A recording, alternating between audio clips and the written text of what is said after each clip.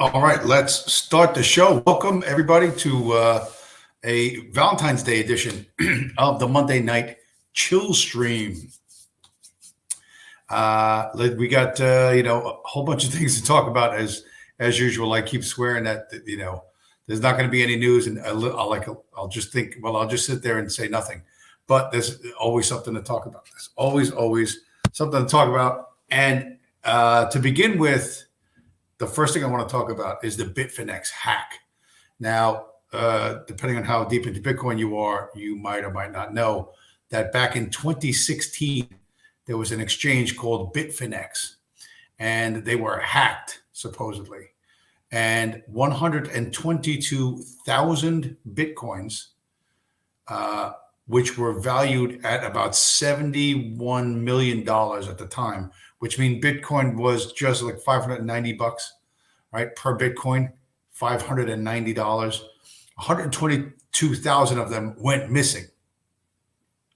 And it was a huge hack, and it was a big scandal back in 2016.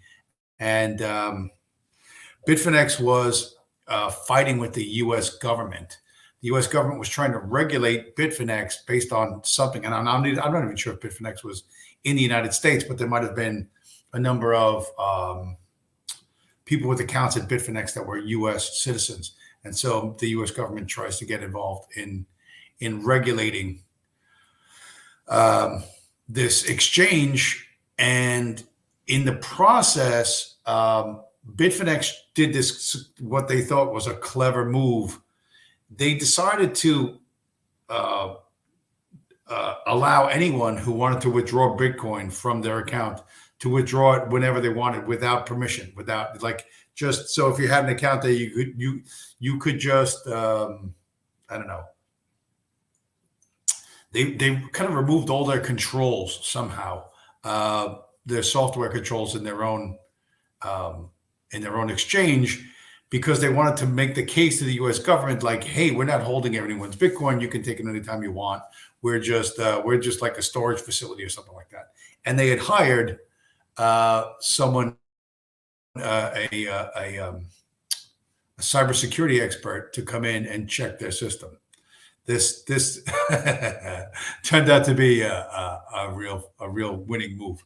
The guy they hired was named Joseph Lichtenstein. That name there alone might clue you into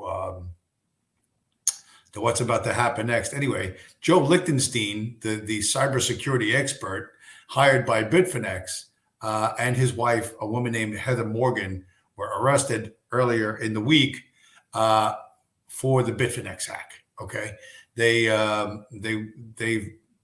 amount of Bitcoin that they stole, like I said, in 2016 was worth 72 million. 122,000 Bitcoin today are worth $4.8 billion. So I'm going to show you a picture of Mr. and Mrs.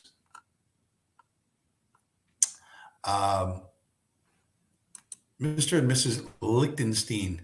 Now, Joel Lichtenstein's wife's name, she called herself Heather Morgan, right? Which is a very English sounding name. The name Heather Morgan sounds like, like English landed gentry. Sounds like, I don't know, someone from the Lincolnshire Morgans. Oh yes, lovely young girl, right? However, Heather Morgan is supposedly from Turkey. Now, I don't know a whole lot about Turkey. I know probably more than the average guy, but Heather Morgan, not really a Turkish name. Make that a little larger. So here's a picture of the couple. This is the couple that stole 122,000 Bitcoins.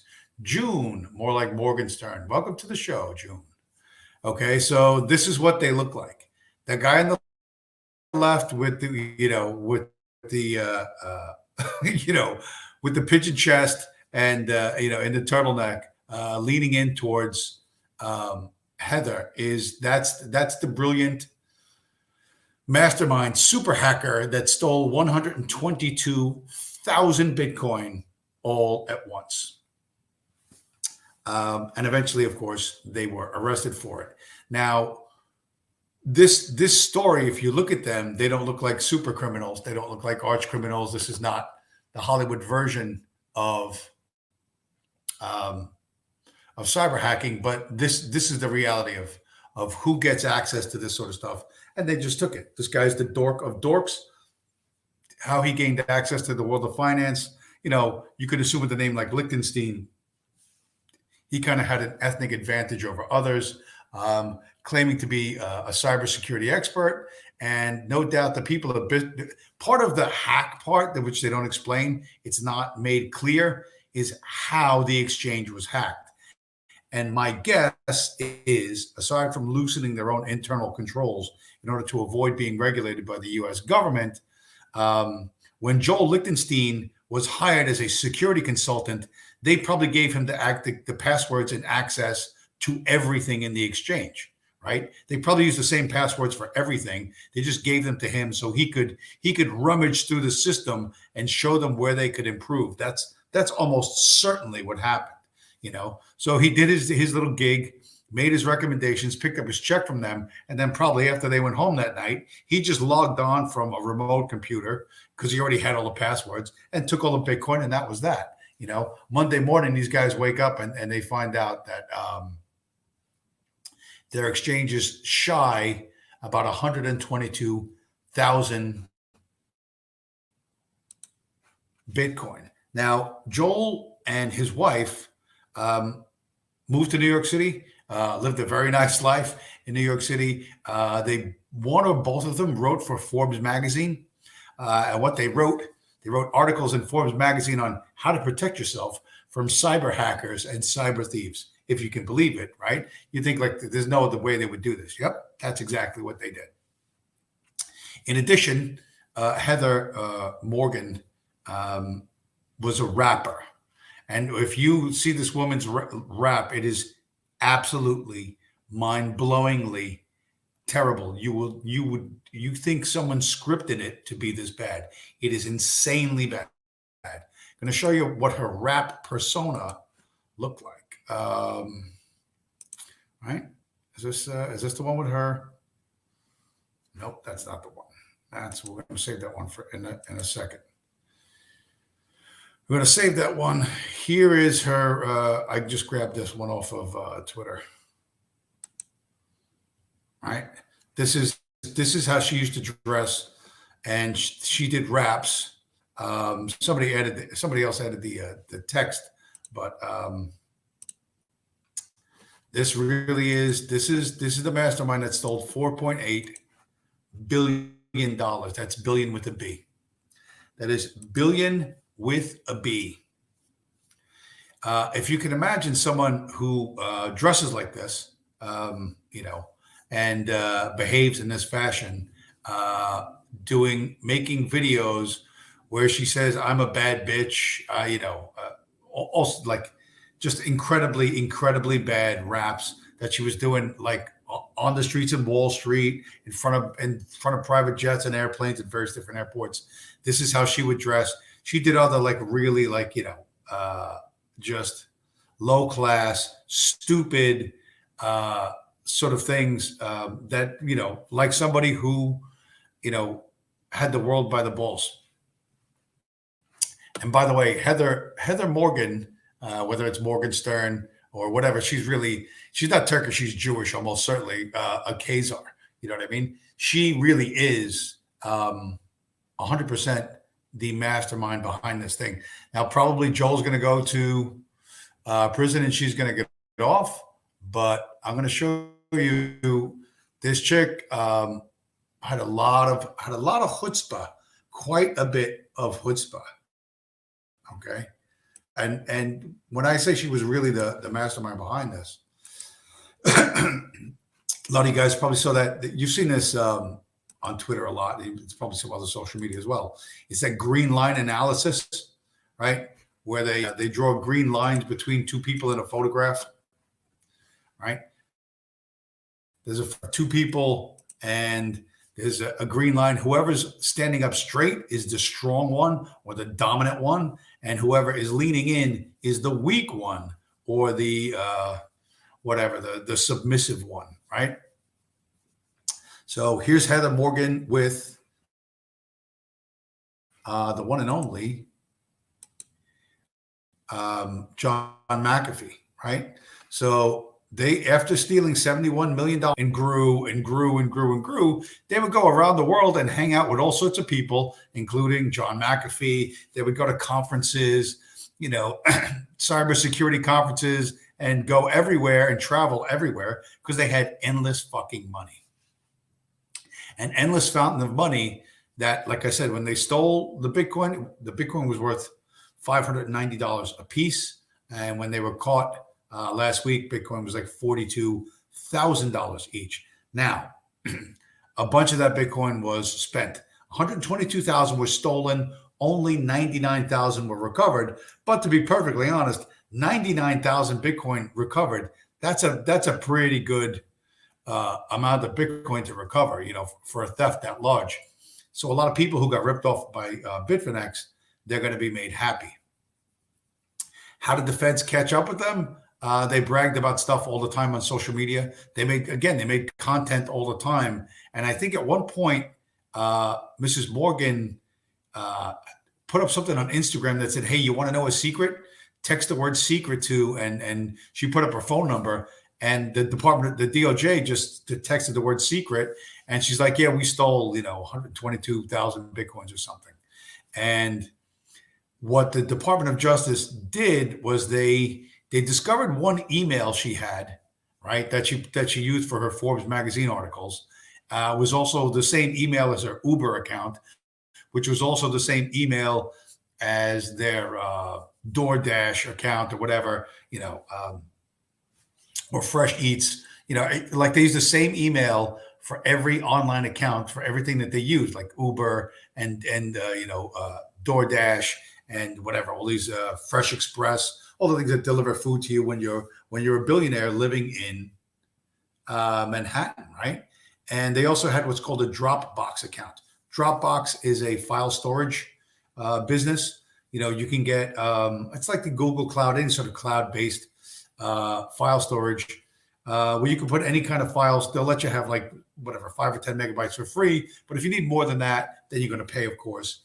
And what Heather and Joel had done is they took all 122,000 Bitcoins and put them in their Dropbox account and used the same exact email that they used for their Forbes magazine articles, for their Uber account, for their DoorDash account. So once the DOJ got that email, they just went into the Dropbox and they looked, and surprise, surprise, they found 99,000 Bitcoins. That's a lot of fucking Bitcoin. That's a lot of Bitcoin. It's only worth like $3.6 billion now because, like I said, they managed to spend about 20,000. How they laundered it back and forth, again, is not super clear. But yeah, this is the biggest story in Bitcoin of the week. I thought Russia was going to be a bigger story, but Russia kind of fizzled out. Speaking of which, I only have wine tonight to drink, so I have to start drinking early because whatever reasons. Like I drink an entire bottle of wine, I'm not going to get like that wasted. You know what I mean? It's only like 7 ounces of alcohol. And of course, I mix it with ice because we don't want to be hungover. Check it out. Look who's here. Zoo is in the chat. Zoo, you've missed so much. Bro, oil is going crazy. Earl Pipe, I'm not sure who you are. Welcome to the show, Earl Pipe. I don't owe anyone $3 billion in back taxes. But Zoo, yeah, oil, of course they're going to try and pump oil, but we're working on this. We're working through, I have extensive notes as usual, and I'm going to go through all the critically important topics. But the Bitfinex hackers, as much as you want to think, and I've said this myself, when I got scammed, or hacked or whatever you want to call it, it's not some genius fucking cyber dude in the basement in the Moscow basement. It's a bunch of fucking dorks. It's a bunch of dorks that are literally handed the fucking keys to the kingdom and they steal everything. And the people that they stole it from are even dumber than they are. They're just in the right place at the right time. It's largely circumstantial that they get to steal all this shit. They're not brilliant hackers. They didn't work hard and hide their real intentions and crawl up the ladder. They did no such fucking thing. It was literally like, here's all the passwords to Bitfinex. Tell us what we should do to improve our security. How about don't give all your fucking full access to some dick you never fucking met before? You know what I mean? How about that, genius fucking cyber exchange guys? You know, Bitcoin exchange guys, don't give away the keys to the fucking kingdom to every Tom, Dick, and Harry who claims to be a fucking cyber expert just because he wears a fucking small hat, you know? But that's what they did. And then they got robbed. And they're like, gosh darn it, we should have listened to that cybersecurity expert.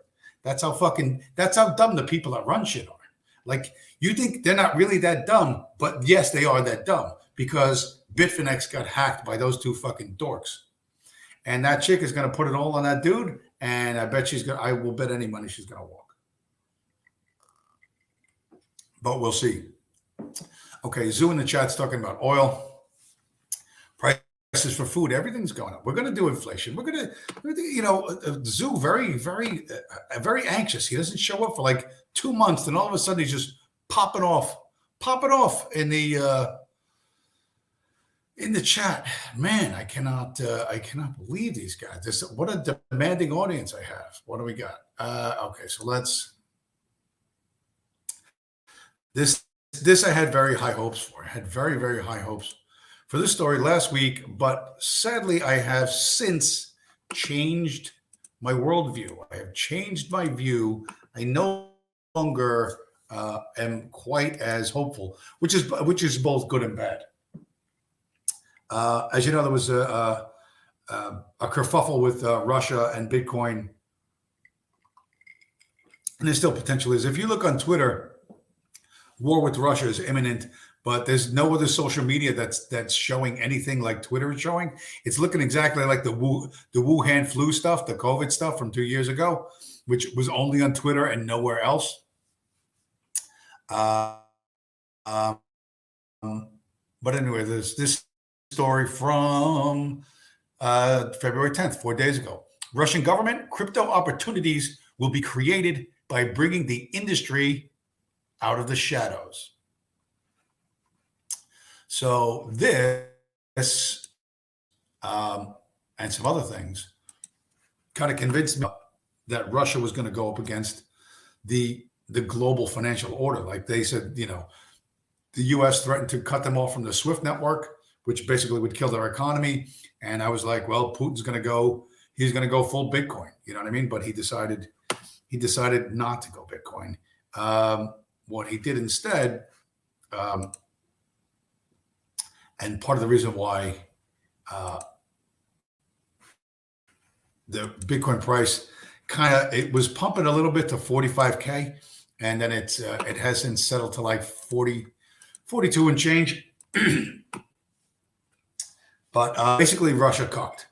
At the end of the day, Putin and Russia cucked. You know what I mean? They're not going to add Bitcoin to the balance sheet. They're not going to back up the ruble with gold and Bitcoin. They're going to do no such thing. This story, Russia moves to recognize crypto as a form of currency. So what that means is post-Soviet Union, right? After the fall of the Soviet Union, foreign currencies, the US dollar, the euro, the yen, were now legal to possess. Obviously, during the Soviet era, foreign governments' currency or hard currency, it was a crime to just possess. If you were caught with dollars or Deutschmarks or English pounds or whatever, you could go to prison under the Soviet system. Once communism collapsed, it was legal to have British pounds or US dollars or euro or whatever. But you just had to report it to the government and get it from a bank, and it was very tightly controlled. But it was no longer a crime to possess. You know, you could possess these things and you could transact in these currencies if you chose. So it's no longer a crime. So what did Russia do? They just basically chose to look at Bitcoin and other cryptos like they look at the euro, like they look at the dollar, like they look at the yen or whatever. So what that means is they're going to set up exchanges, and you're going to have to report to the exchange, which reports to your bank, which reports to the government, how much Bitcoin you bought. There's going to be a specific hardware wallet that is only the only one you're allowed to use in Russia.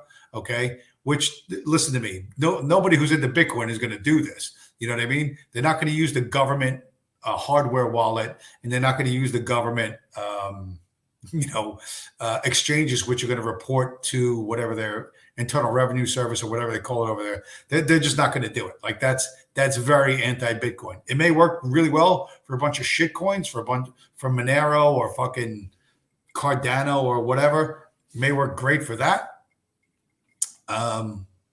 But Russia cucked. They had the opportunity to flip over the entire world order, and they chose not to do it. And the reason why is because Chabad Lubavitch, right, is just as powerful in Russia as it is here in the United States. You know what I mean? Chabad Lubavitch or Chabad lunatics or whatever you want to call them. If you Google, I'm not going to show the picture because I don't have it, but there's a picture of Putin in his office just surrounded by them. The same way you saw Trump surrounded by Jews, Putin surrounded by a different bunch of Jews. And this whole thing is two different groups of Jews, fighting for dominance. Obviously, the Russian Jews are losing, but they were always going to lose, right? The entire Bolshevik revolution was financed from Wall Street. Okay, Wall Street is super, insider traders and central bankers, right? Jacob Schiff and all the rest. So Russia was always dependent on the U.S. Back in the like I said, during the Bolshevik Revolution, and it's still true today. The Jews in America, the Jews in Washington D.C. are much more powerful than the Jews in Moscow. Now they're not going to wipe them out. They're not going to have a fucking nuclear war. They're not going to do that. You know what I mean? That's extremely unlikely. Extremely unlikely. But this is a tempest in a fucking teapot. And Putin does what he's told to do, like Trump does what he's told to do, like Obama did what he was told to do, and like DeSantis will do if DeSantis gets in. They're all just going to do what the Jews tell them to do, because the Jews control the money, and money controls the fucking world. I call tonight's stream King Autismo the First, right? I know there's a lot of democracy haters, and the people like, oh, if only we could have authoritarian governance. Oh, please, please, please. They want a king. They want to follow a king, an autistic king, And I think this could happen for you guys. I really think it's not impossible, right? We're over here. Let's try and give you some hope. I want to give you people because there's some very unhappy people. And by the way, channel's like growing leaps and bounds. I had 58 views in my last video.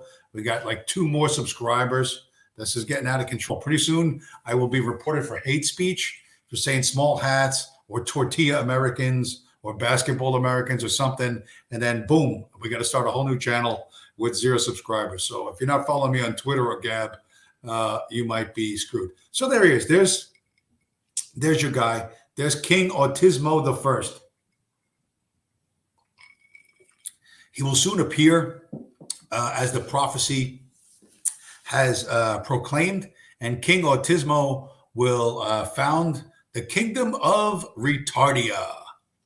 And King Autismo will be the best king that you could possibly hope for. He will wake up every morning and he'll just go throughout the kingdom. And if you have a leaky roof, he'll patch your roof. You know what I mean? If there's a pothole, King Autismo will just grab a shovel and some asphalt, and he'll fill the potholes, and he'll kick out all the black people and the Jews and the Chinese and the Spanish. And anybody that looks funny, he'll just boot them right out of the kingdom. And this will all be great. It'll be, and you won't have to do anything. It'll be like he'll deliver chicken tendies to your house every day and make sure, they're warm for you and you're happy with them. King Autismo of Retardia, even though he looks kind of sad, to be honest, You look at him in this picture, he's kind of sad. But to really, if like you were the king, if you were the king of Retardia and all your loyal serfs were retards, I don't think you'd be too happy either. Earl Pipe, King Autismo does manual labor. Yes, in the world of this is my understanding. No one on the far right or the extreme right or the alt right, like they don't know how to work a shovel or anything like that. They don't do any like manual labor, because they're all busy live streamers. They're busy red pilling people. So the king, they imagine, will be so filled with virtue and love of nationalism. You see, King Autismo is such a nationalist and so motivated, not by real human motivations of like, I don't know, greed and lust and hate and envy. No, not King Autismo. He's above all that. He has an extremely high IQ. So he's motivated by nationalism, which is something nobody can even fucking define. But trust me, this is what gets King Autismo out of bed in the morning, right? And because he's so concerned about the nation and nationalism, he's gonna patch the holes in the road. He's gonna plow the field at springtime. You know what I mean? He's gonna harvest the fucking corn, in summer. He's gonna make sure everyone's belly is full and no one has a hole in the bottom of their shoe because he's a nationalist. And nationalism, really, this is the ideal system that can only exist in a purely authoritarian monarchical form. And that's why you should just sit by patiently and wait for King Autismo to come to this earth and declare himself.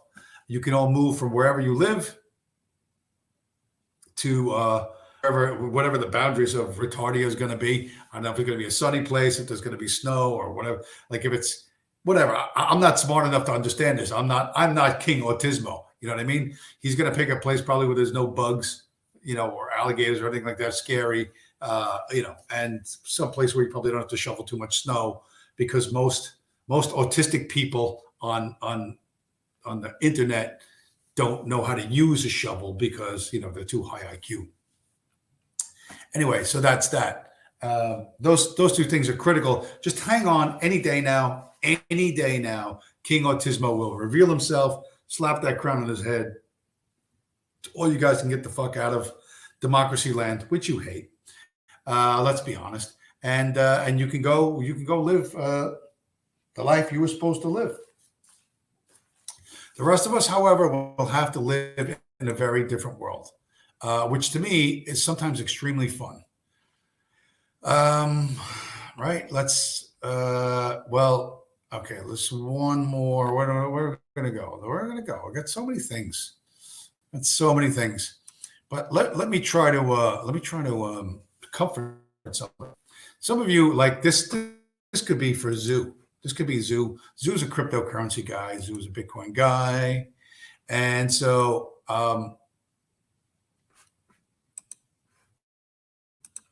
you have to understand. Even if you're who's already screwed up his life and doesn't have a girlfriend, and is probably never going to get a girlfriend unless the government issues him one.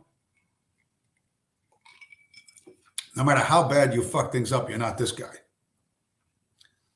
That's what's critical to understand. You are not this guy. This guy, I don't know how bad he feels, but you got to imagine he feels pretty fucking bad. So the guy's name is Greg Schoen. He said, I wish I had kept my 1,700 Bitcoins that he got at 6 cents instead of selling them at 30 cents now that they're $8. This tweet was May 16th of 2011. If I was this guy, I would have thrown myself underneath the bus twice. You know what I mean? If I lived after the bus ran me over the first time, I would throw myself underneath the bus again. Zoo in the chat. That bitch could have started his own crypto exchange. Yeah, he could have.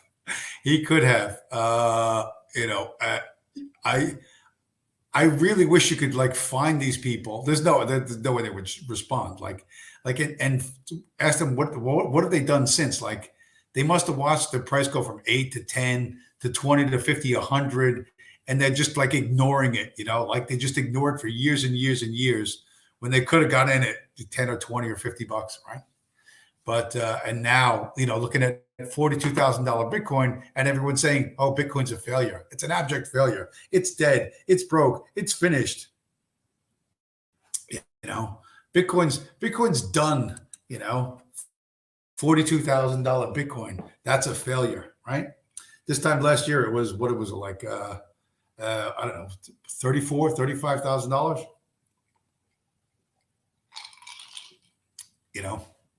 So if this is failure, I cannot imagine what you call success. Cannot imagine what you call success. Okay, so Zoo in the chat was talking about inflation, and these are just some inflation numbers.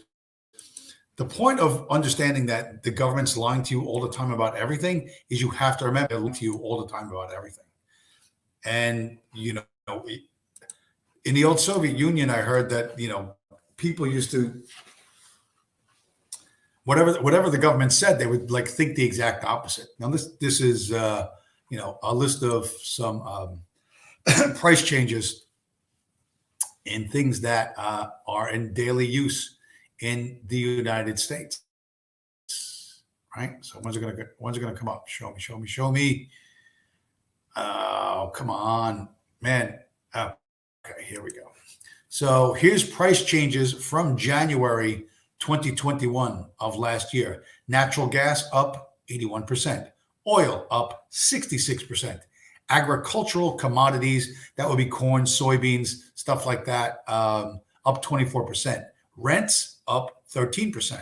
Used car prices up 44%. Gasoline up 36%. Cattle prices up 20%. Lumber 15%. Coffee 92%. Hotel prices 37%. And then the government says the consumer price index for inflation is 7.5%. Right? Because if you have double-digit inflation in America, you're the Carter administration, and this is a massive problem that you got to fix, and you're a failure. So I think it's fairly safe to say that inflation is double-digit inflation everywhere.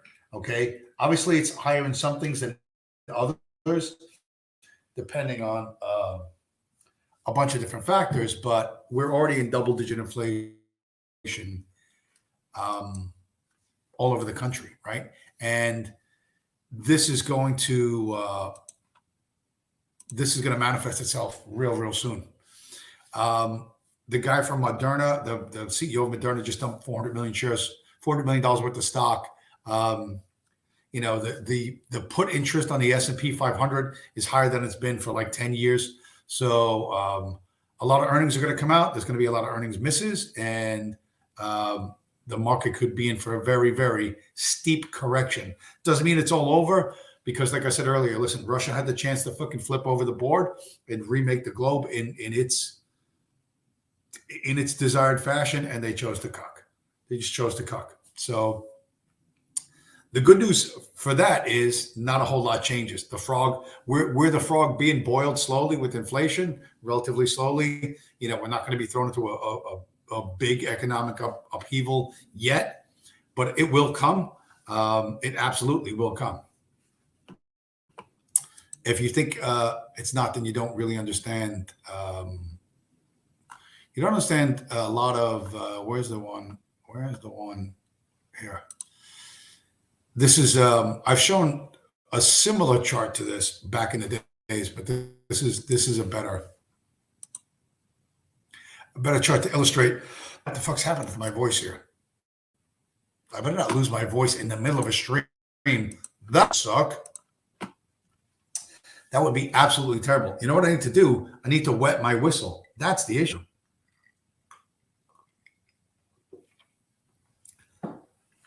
Not enough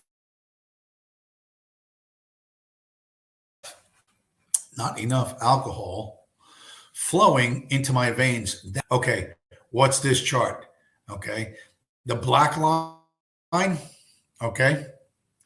The black line is the price of the gold Deutschmark versus the paper Deutschmark during the years from 1914 to 1923. So just about a 9 year or 10-year period. Okay. The red line that squiggles up and down, it goes above the black line and plummets below, goes above the black line and plummets below. That's the price, the monthly price of gold in Germany. The price of gold was gyrating up and down, up and down, up and down, while inflation steadily climbed. Do you understand? Do you see that, right? That red line going up and down, shooting up to the sky, crashing down to the ground again and again, month after month. It would be impossible month to month in Weimar Germany to accurately predict the price of gold. Okay. While the inflation was steadily increasing. And what I'm telling you today is that Bitcoin is doing the same thing. The price movements of Bitcoin against the US dollar is similar to this. Not exactly the same, but it's similar. Okay. The inflation I just showed, even though they're saying CPI is a relatively, well, it's worse than we expected at 7.5, but it's not double-digit inflation. You're going to need to have an asset that is not US dollar denominated in order to survive this. And I say, and I have said that Bitcoin is the only asset that's worth having. And over a 9-year period in Weimar, Germany, the price of gold eventually went all the way up in the upper right-hand corner beyond, to 1 billion paper Deutschmarks for 1 ounce of gold. So, Zoo in the chat, interest rates on puts already at 10 years high. Yeah, I don't follow the markets that much. To be honest, Zoo, man, I'm just skimming it as much as I need to. I'm not like deep into this. I'm picking and choosing what I need to make my points on the show, and then I'm running with it. But I'm not sitting there looking at it at the 10-year note and this and that and the other. Like my worldview, the people that run the U.S. dollar, the Federal Reserve Corporation, they're evil and insane. They will run the dollar to zero. The only thing that's going to save you financially is Bitcoin. Okay, that's the period, end of story. It's money that no government controls and no central bank controls. That is my worldview. That's what I expound upon every week here. So, watching this little indicator or that little indicator, no one thing is that important. Is the Dow up? Is the Dow down? Is the S&P up? Is the S&P down? What are the algorithms doing? What are the trading bots doing? That's details and minutia that I frankly I don't find that interesting because I don't have any money in the market. You know what I mean? Everything I have is in Bitcoin, and everything I'm gonna have is gonna be in Bitcoin. Zoo in the chat. I bet traders gonna neck after March. Traders gonna get wrecked? Is that what you're saying? After they increase rates, I don't know that they will increase rates. I cannot imagine that they're going to increase rates. They keep threatening to do that, but I really don't think that they will. However, you might want to look. Speaking of, here's a great one. This is right, Zoo. This is going to be right up your alley. It's going to be 100% up your alley because you want to look at the new opportunities outside conventional markets. Somewhere you think, well, what can I do? How can I take advantage of the volatility of world markets? And here, sir, is a way you could do that. A lot of people don't know about this. This is essentially it's the Wakanda economics package. You can actually buy stock in a Somali pirate raid. That's right. And the Somali pirates have a stock exchange system that lets you invest in the pirates' heists. So, You see a group of pirates, you think they're good guys, you think, they're tough, they're smart, they're willing to go out in the ocean and hijack shit, and they're a team, and they're going to go, they're going to get paid, and you can buy in, to you can buy into their heist before they make their heist. And when they score that tanker full of oil, or I don't know, Air Jordans, or whatever it is they got, or some super rich people who want to sail across the Cape of Good Hope, or the Horn of Africa, or whatever, they want to do that, as their life goal, as their bucket list goal, and they get grabbed by fucking Somali pirates. Whatever part of the ransom these guys get paid, you know what? Your investment could pay off big time. There's no shortage of really rich, stupid people who think that nothing applies to them. You know what I mean? That reality, and the laws of physics don't apply to them. I could just sail around the world whenever they want in my super yacht. Let's go see Cape Town, South Africa. Okay, honey, let's go. Oh, look at the brown people waving at. What are they waving metal objects at us? What? Oh, I guess they want to say hi. Yeah, they want to say hi. All right. You'll be chained to a fucking basement in Somalia for the next 6 months until somebody comes up with about $40 million to free you. Oh, well. Couple other things. Zoo, I don't know if you've been around. You haven't been around. Virgil Doc, Purple Heart. Welcome to the show, Doc. So this is now what, topic 4 or 5. I wasn't 100% going to do this, but I have, you might not know this, but to my new 2 subscribers, I have an extensive network of intelligence operatives that scour social media and keep me appraised of. No, it's not. Somebody slipped into my DMs, and apparently OV, the pedophile, OV, you remember OV, fuck you. I used to refer to him as the richest bisexual Nazi on YouTube, but now I will refer to him as the richest pedophile on YouTube. OV is back on YouTube, and apparently for people who are running their YouTube shows off of something more than an Android 10 phone attached by a little wire to a fucking 12-year-old laptop, there are people who actually are higher tech than I am. I know it's hard to believe. But OV does what's called stream sniping. So they join, like they would join this stream in progress, and then they could broadcast it on their channel. So OV stream snipes Norvin for whatever reason. And then Norvin stream snipes me, right? Because I called Norvin out as being a Fed.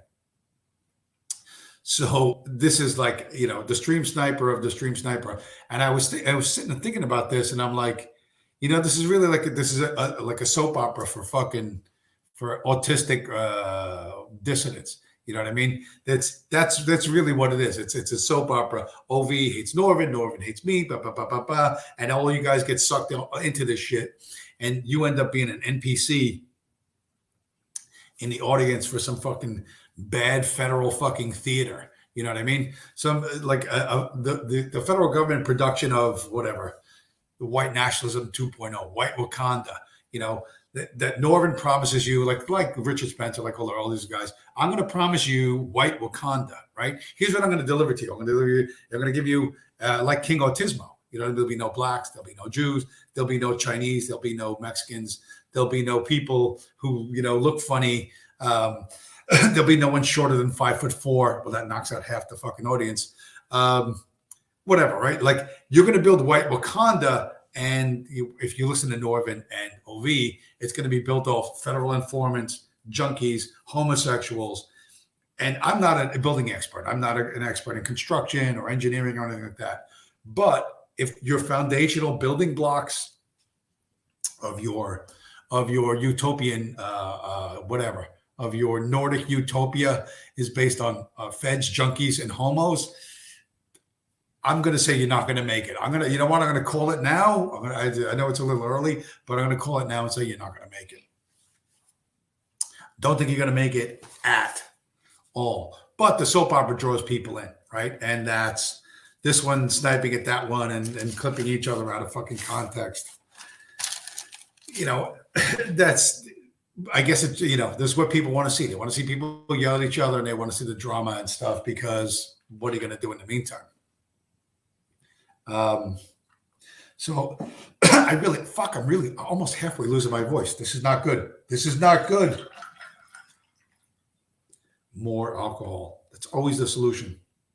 It's not really always the solution, but for tonight, it's going to be the solution.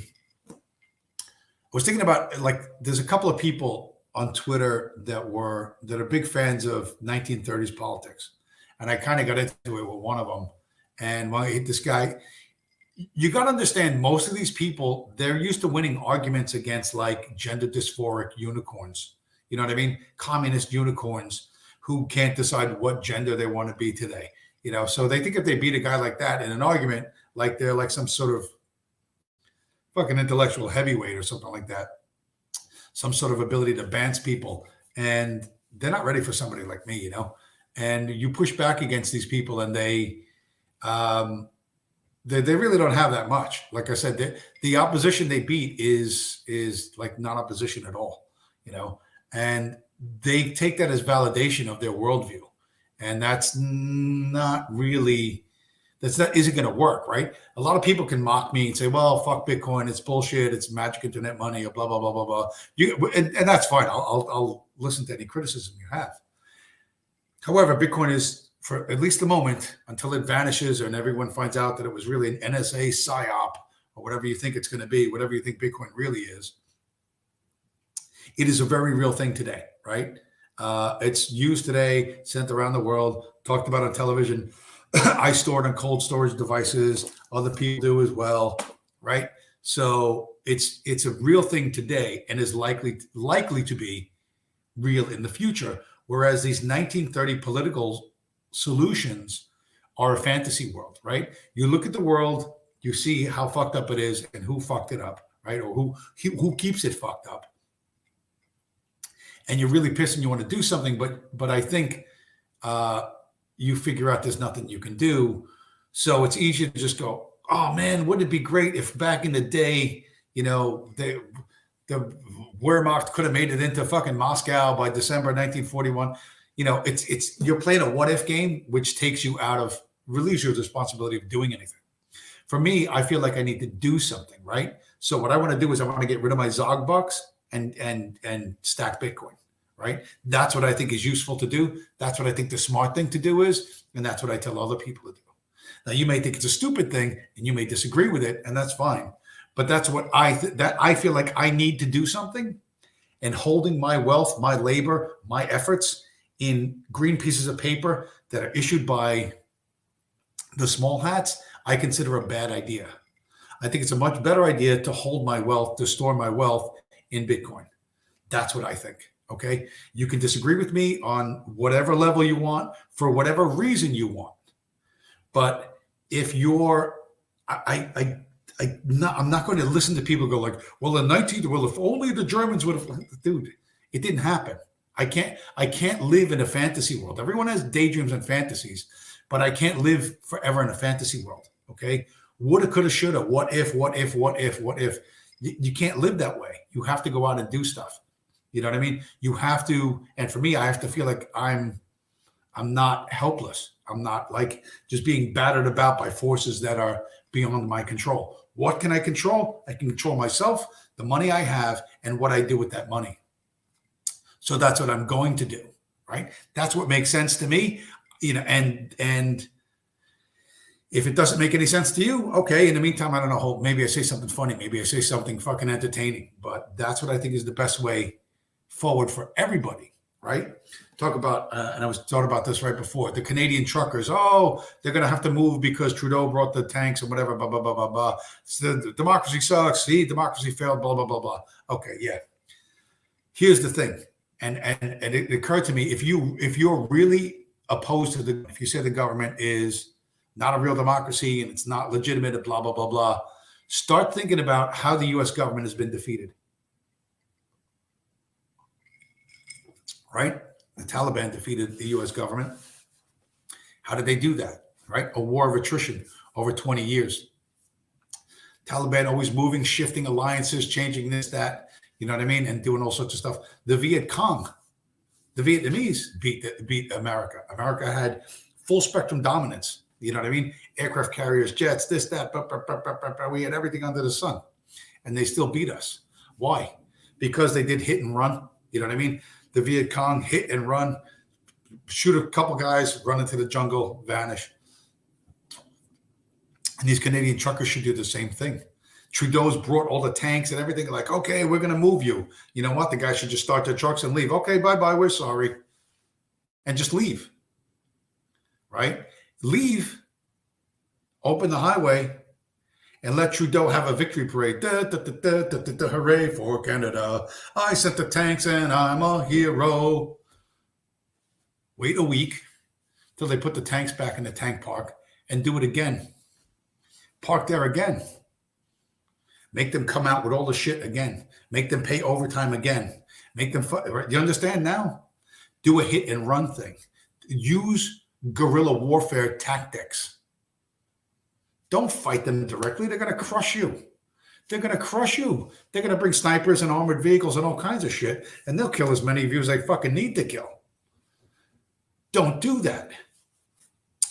Hit them where they're weak. And as soon as they gather together to smash you, disperse. And then when they back off, you do it again next week. And exhaust them the way the Vietnamese exhausted us, the way the Taliban exhausted us. Now, I don't know if the Canadian truckers are doing that. They should leave. And people are like, they lost, they failed.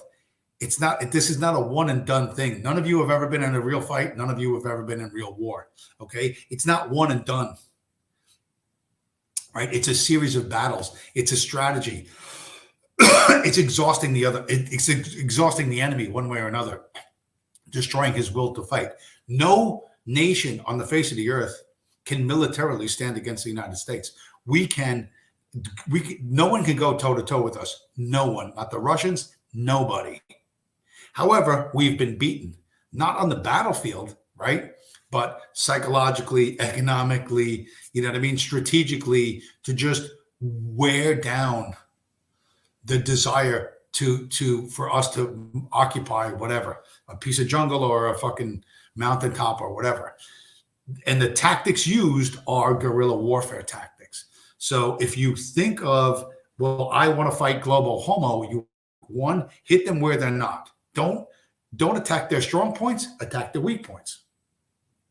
Okay, and don't and as soon as they mass to smash you, disperse, and then do it again, and then do it again, and then do it again.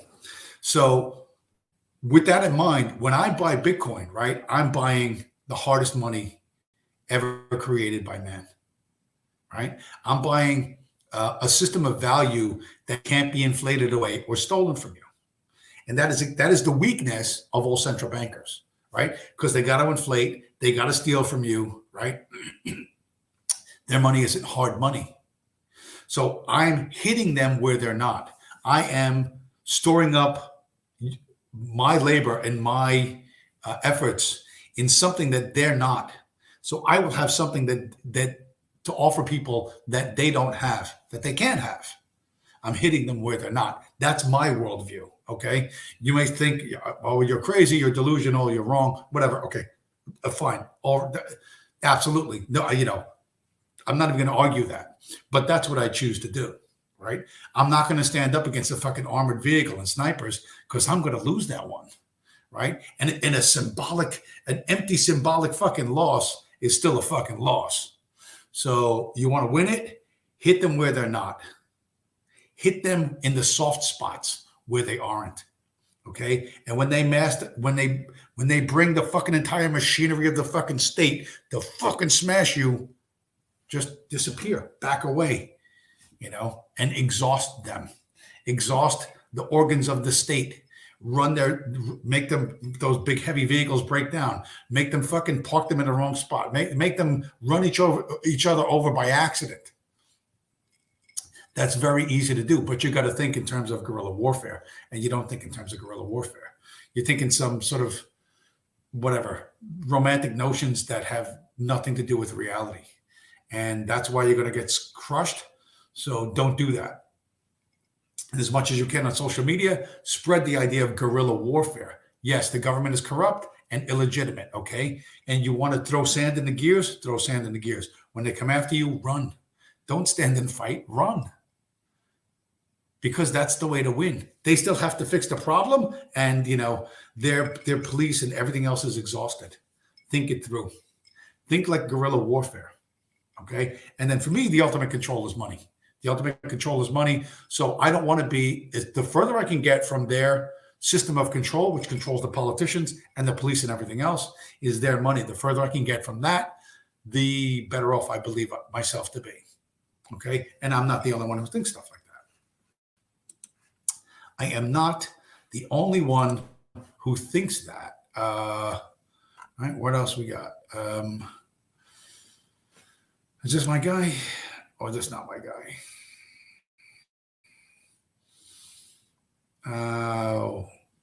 Yeah, well, let's a couple more screen shares here. This one's from, when's this from? February 5th. February 5th. Come on. So.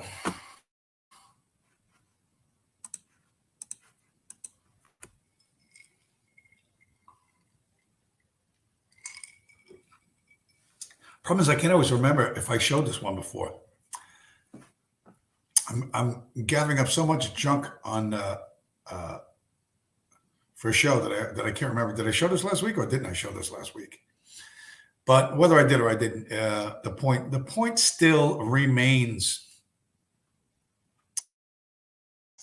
This is from The Economist, February 5th, 2022. As long as Bitcoin and its ilk are decentralized, the ability of far-right groups to use them will remain. Okay. So somebody told somebody at The Economist to write this in order to scare normies away from Bitcoin. There is an important, I'm supposed to, no, I did it wrong. The computer's not doing what I want it to do. Where is it? Click there. So here's a principle from a really, really, really long time ago from a guy who knew what he was talking about.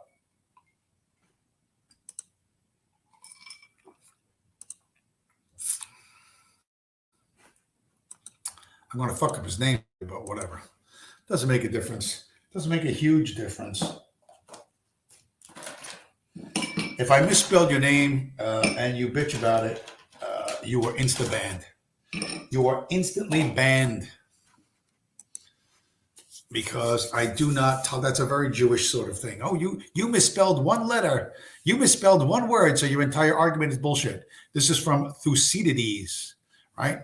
The guy who wrote the Peloponnesian War. The war between Athens and Sparta, okay? The text says, the surest way of harming an enemy is to find out certainly what form of attack he is most frightened of, and then employ it against him. From the History of the Peloponnesian War, Book 6, Section 91. Thucydides lived between 460 and 400 BC. So find out what your enemy is afraid of and use it against him. I just showed you. The Economist is like, well, boy, we better get those Bitcoiners because the far right could use it against them. They are afraid that the far right will use Bitcoin. That is what they fear. Use that against them. The principle that goes back to 460 BC, right? 2,500-year-old principle articulated by a famous dead guy who probably grew up 6 blocks from where my grandfather was. Now, probably a little further than that, but you get the point, right? If they're afraid of it, you should be using it against them. That's how I think. What can I do? Not a whole lot. You know what I mean? I drive boxes for $1.10 a fucking mile. You know what I mean? So I'm not, the amount of Bitcoin I can stack is limited, but I'm still going to do it and I'm not going to stop doing it. You know what I mean? Because when shit goes really Weimar, and one Bitcoin becomes worth whatever the fuck it's going to become worth, I could be in a very nice position. And that might not be too many years from now. It might not be too many years from now.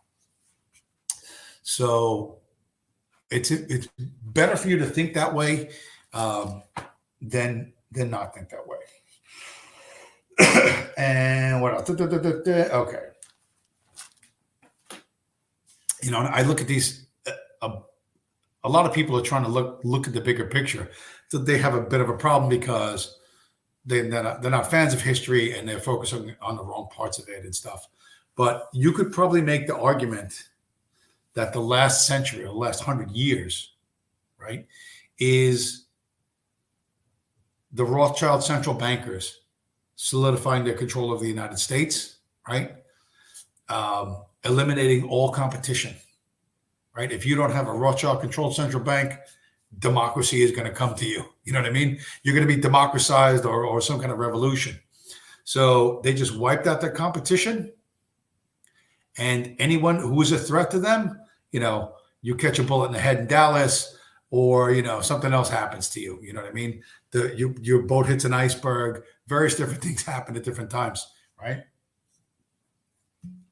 So if you see that the last 100 years and all the wars and the revolutions and this and that as one group slowly consolidating power all around the globe, you know what I mean? Every political party, right? There's all that stuff floating around the World Economic Forum, young leaders. They openly brag. We have people in every government. Vladimir Putin was in, believe it or not, in the World Economic Forum. Young leaders, you know what I mean? Trudeau, all of these people. That's a front group for the Rothschilds, front group for the central bankers. We have people everywhere, all over the world. They brag about it. Why shouldn't they brag about it? They basically run the world. Okay, so they fear Bitcoin. That attracts me to Bitcoin, that and other things as well, because I don't want to hold their money. And the principle of use what your enemy fears against him is a valid principle for a couple of millennia now. And I suggest you do it. You don't want to join me? You don't have to join me, right?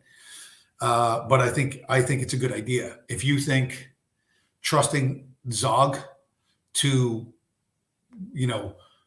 protect your wealth, and everything you work for, your family worked for, your grandfather worked for, to respect that and to care for that. If you think that that's going to happen, well, then I think you're pretty fucking delusional because there's no evidence that they've ever done that, or that they're likely to do that. And no one's going to force them to do that.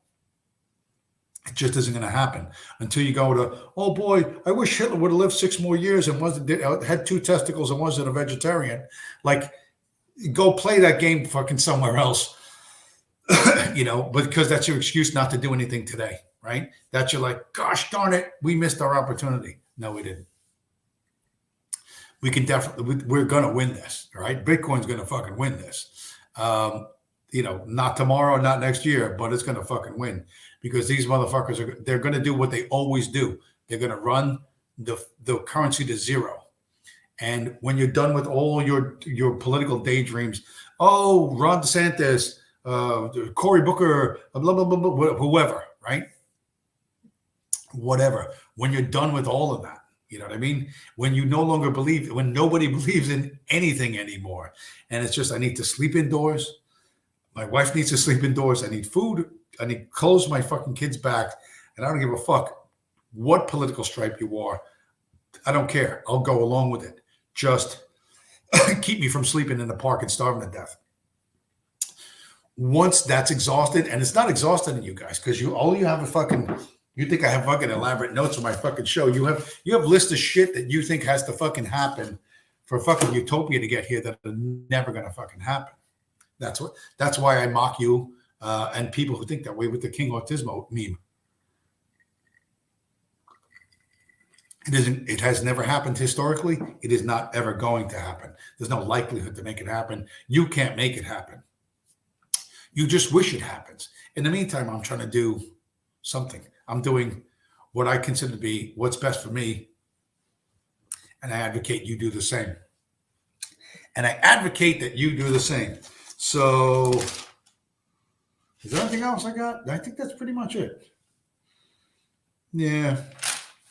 Yeah, that's like everything. That's even included the e-drama. But the e-drama dropped way down the list of shit this week because nobody really fucking cares anyway. I don't want to participate in white nationalist soap operas, and I'm not going to. So that's that.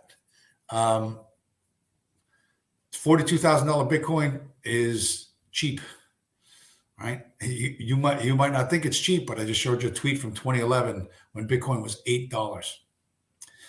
I don't think you want to be sitting here 10 years from now, smashing your head against whatever the concrete barrier because you're living underneath the fucking bridge and waiting for your government fucking handout. You know what I mean?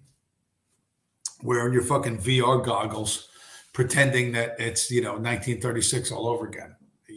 That's and praying you don't burn up all your carbon credits, so you can ride a bicycle across the fucking park or something like that. You don't want to be living in that part of whatever America is going to be 10 years from now. You want to be living in a different part.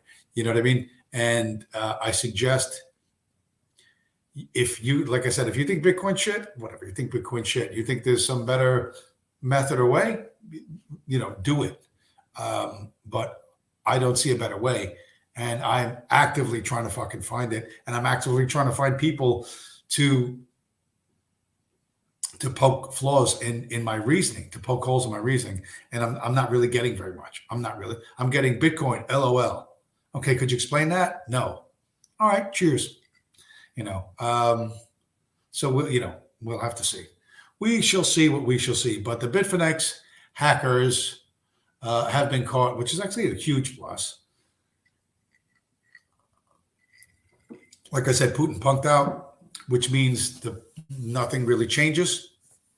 No enormous changes in the world and politics. So that's good. Things, like I said, things keep kind of going along, boiling the frog.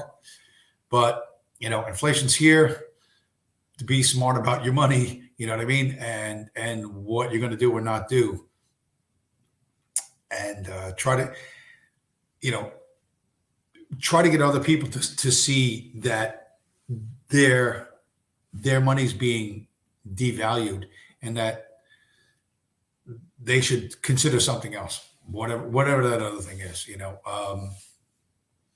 That's what I would do if I was you. That's what I do here every week until King Autismo declares himself the regent of Retardia, and you can all move there. You're going to have to occupy your time, hopefully, in some way that is that's useful. You know what I mean?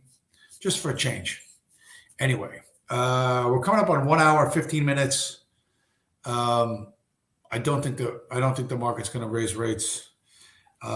They crashed the economy. They have no way of restarting it. They're not ready with the CBDCs. They're not ready with the central bank digital currencies. They're not ready.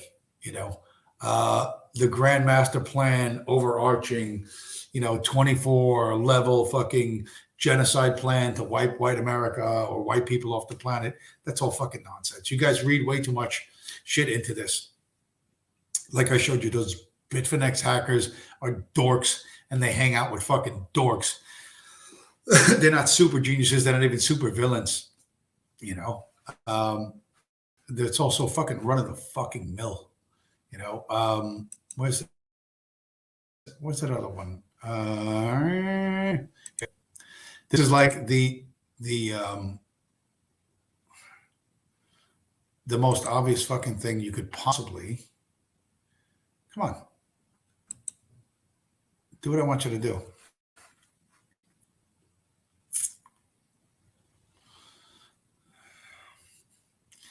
Now, this is not doing what I do. It's not doing what I want it to do.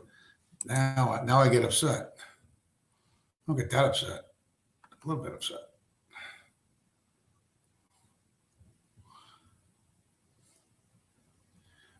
Okay, so I'm seeing a little swirly. Will you show me the fucking picture, Rick? There we go. Just real quick, just to reinforce the built-in biases, which are just pattern recognition. It's just normal pattern recognition.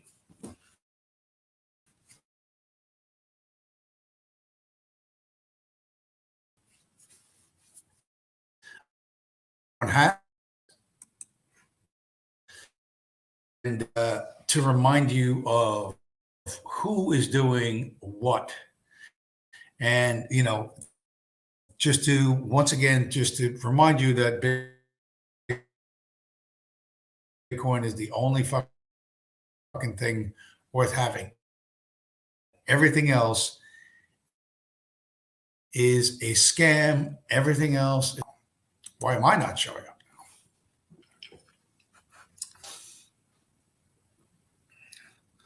Running out of bandwidth. What are we running out of? Everything. We're running out of everything. We're even fucking running out of shit to talk about.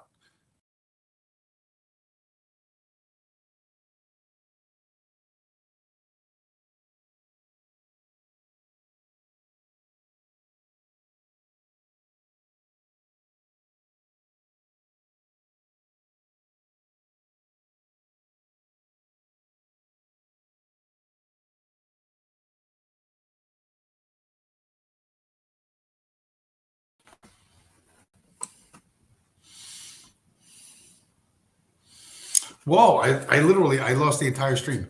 Luckily, I came back. Close. That's what you get for having. This is welfare levels of technology. All right, that's open. Let's try this again. Let's now I'm determined to make it work because whatever I fail at things and I feel like I have to. I feel like I have to do it once so I don't end on a negative note. Here we go. It's all coming together. Persistence, that's the key. Persistence. Real persistence. Okay. A bunch of dudes in orange t-shirts. 8 Israelis arrested in the Philippines for operating a multi-million-dollar scam. This is from an article by from the Occidental Observer, which is a Kevin McDonald publication. 5 months ago, 26 Israelis were arrested for running a cryptocurrency fraud scheme that targeted U.S. investors.